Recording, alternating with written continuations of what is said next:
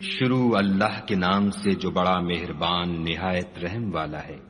جو چیزیں آسمانوں میں ہیں اور جو چیزیں زمین میں ہیں سب خدا کی تسبیح کرتی ہیں اور وہ غالب حکمت والا ہے۔ وہی تو ہے جس نے کفار اہل کتاب کو حشر اول کے وقت ان کے گھروں سے نکال دیا۔ تمہارے خیال میں بھی نہ تھا کہ وہ نکل جائیں گے، اور وہ لوگ یہ سمجھے ہوئے تھے کہ ان کے قلعے ان کو خدا کے عذاب سے بچا لیں گے، مگر خدا نے ان کو وہاں سے آ لیا جہاں سے ان کو گمان بھی نہ تھا،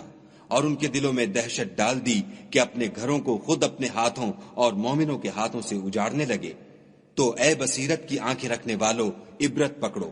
اور اگر خدا نے ان کے بارے میں جلا وطن کرنا نہ لکھ رکھا ہوتا تو ان کو دنیا میں بھی عذاب دے دیتا، اور آخرت میں تو ان کے لیے آگ کا عذاب تیار ہے۔ یہ اس لیے کہ انہوں نے خدا اور اس کے رسول کی مخالفت کی، اور جو شخص خدا کی مخالفت کرے تو خدا سخت عذاب دینے والا ہے۔ مومنوں، کھجور کے جو درخت تم نے کاٹ ڈالے یا ان کو اپنی جڑوں پر کھڑا رہنے دیا سو خدا کے حکم سے تھا، اور مقصود یہ تھا کہ وہ نافرمانوں کو رسوا کرے۔ اور جو مال خدا نے اپنے پیغمبر کو ان لوگوں سے لڑائی بھڑائی کے بغیر دلوایا ہے اس میں تمہارا کچھ حق نہیں، کیونکہ اس کے لیے نہ تم نے گھوڑے دوڑائے نہ اونٹ، لیکن خدا اپنے پیغمبروں کو جن پر چاہتا ہے مسلط کر دیتا ہے، اور خدا ہر چیز پر قادر ہے۔ جو مال خدا نے اپنے پیغمبر کو دیہات والوں سے دلوایا ہے وہ خدا کے اور پیغمبر کے قرابت والوں کے اور یتیموں کے اور حاجت مندوں کے اور مسافروں کے لیے ہے، تاکہ جو لوگ تم میں دولت مند ہیں انہی کے ہاتھوں میں نہ پھرتا رہے۔ سو جو چیز تم کو پیغمبر دیں وہ لے لو، اور جس سے منع کریں اس سے باز رہو، اور خدا سے ڈرتے رہو، بے شک خدا سخت عذاب دینے والا ہے۔ اور ان مفلسان تارک الوطن کے لیے بھی جو اپنے گھروں اور مالوں سے خارج اور جدا کر دیے گئے ہیں، اور خدا کے فضل اور اس کی خوشنودی کے طلبگار اور خدا اور اس کے پیغمبر کے مددگار ہیں، یہی لوگ سچے ایماندار ہیں۔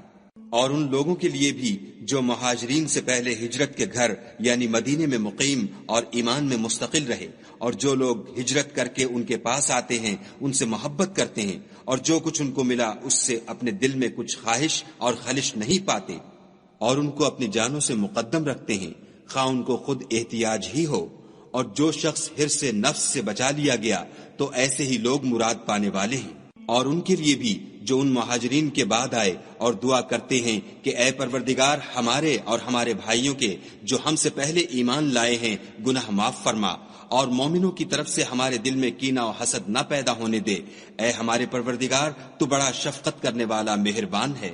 کیا تم نے ان منافقوں کو نہیں دیکھا جو اپنے کافر بھائیوں سے جو اہل کتاب ہیں کہا کرتے ہیں کہ اگر تم جلا وطن کیے گئے تو ہم بھی تمہارے ساتھ نکل چلیں گے، اور تمہارے بارے میں کبھی کسی کا کہا نہ مانیں گے، اور اگر تم سے جنگ ہوئی تو تمہاری مدد کریں گے، مگر خدا ظاہر کیے دیتا ہے کہ یہ جھوٹے ہیں۔ اگر وہ نکالے گئے تو یہ ان کے ساتھ نہیں نکلیں گے، اور اگر ان سے جنگ ہوئی تو ان کی مدد نہیں کریں گے، اور اگر مدد کریں گے تو پیٹھ پھیر کر بھاگ جائیں گے، پھر ان کو کہیں سے بھی مدد نہ ملے گی۔ مسلمانوں، تمہاری ہیبت ان لوگوں کے دلوں میں خدا سے بھی بڑھ کر ہے، یہ اس لیے کہ یہ سمجھ نہیں رکھتے۔ یہ سب جمع ہو کر بھی تم سے بالمواجہ نہیں لڑ سکیں گے، مگر بستیوں کے قلعوں میں پناہ لے کر یا دیواروں کی اوٹ میں مستور ہو کر ان کا آپس میں بڑا رعب ہے۔ تم شاید خیال کرتے ہو کہ یہ اکٹھے اور ایک جان ہیں، مگر ان کے دل پھٹے ہوئے ہیں، یہ اس لیے کہ یہ بے عقل لوگ ہیں۔ ان کا حال ان لوگوں کا سا ہے جو ان سے کچھ ہی پیشتر اپنے کاموں کی سزا کا مزہ چکھ چکے ہیں، اور ابھی ان کے لیے دکھ دینے والا عذاب تیار ہے۔ منافقوں کی مثال شیطان کی سی ہے کہ انسان سے کہتا رہا کہ کافر ہو جا، جب وہ کافر ہو گیا تو کہنے لگا کہ مجھے تجھ سے کچھ سروکار نہیں، مجھ کو تو خدائے رب العالمین سے ڈر لگتا ہے۔ تو دونوں کا انجام یہ ہوا کہ دونوں دوزخ میں داخل ہوئے، ہمیشہ اس میں رہیں گے، اور بے انصافوں کی یہی سزا ہے۔ اے ایمان والو، خدا سے ڈرتے رہو، اور ہر شخص کو دیکھنا چاہیے کہ اس نے کل یعنی فردائے قیامت کے لیے کیا سامان بھیجا ہے، اور ہم پھر کہتے ہیں کہ خدا سے ڈرتے رہو، بے شک خدا تمہارے سب اعمال سے خبردار ہے۔ اور ان لوگوں جیسے نہ ہونا جنہوں نے خدا کو بھلا دیا، تو خدا نے انہیں ایسا کر دیا کہ خود اپنے تئیں بھول گئے، یہ بد کردار لوگ ہیں۔ اہل دوزخ اور اہل بہشت برابر نہیں، اہل بہشت تو کامیابی حاصل کرنے والے ہیں۔ اگر ہم یہ قرآن کسی پہاڑ پر نازل کرتے تو تم اس کو دیکھتے کہ خدا کے خوف سے دبا اور پھٹا جاتا ہے، اور یہ باتیں ہم لوگوں کے لیے بیان کرتے ہیں تاکہ وہ غور کریں۔ وہی خدا ہے جس کے سوا کوئی معبود نہیں، پوشیدہ اور ظاہر کا جاننے والا، وہ بڑا مہربان نہایت رحم والا ہے۔ وہی خدا ہے جس کے سوا کوئی عبادت کے لائق نہیں، بادشاہ حقیقی، پاک ذات ہر عیب سے، سلامتی امن دینے والا، نگہبان، غالب، زبردست بڑائی والا، خدا ان لوگوں کے شریک مقرر کرنے سے پاک ہے۔ وہی خدا تمام مخلوقات کا خالق،